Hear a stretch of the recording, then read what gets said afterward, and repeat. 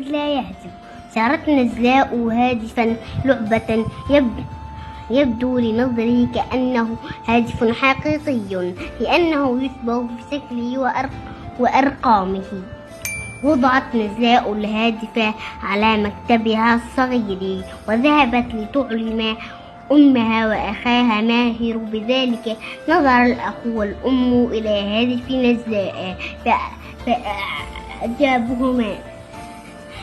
قال ماهر لنزلاء: لماذا لا تكلمين بهاتفك أبانا وتطلبين منه أن يحضرنا معه في هذه المساء كعكة من الحلوى لهذه المناسبة؟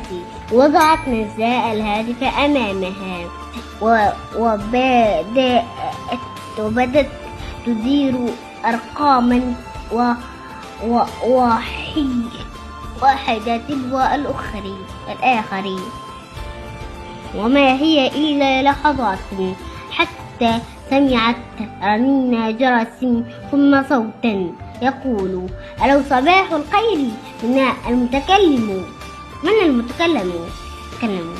تعجبت نزلاء ثم قالت: أنا ابنتك نزلاء ولم تعرفين صوتي؟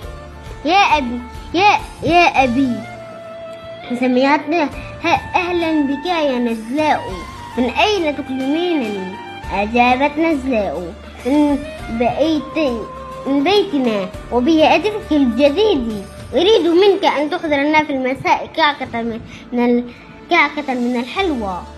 نظرت نزلاء إلى أمها فأرادت تضحك وتسير إلى ماهر الذي يخطب نزلاء على لسان أبيها وهو مختفي وراءها. عرفت نزلاء أن الذي كان يخطبها ليس أباها بل هو أخاها ماهر، لأنها هاتفها لا يواصل مكالمة. ضحك الجميع وقالت نزلاء: إذن هاتفي لا حقا لا يهتف.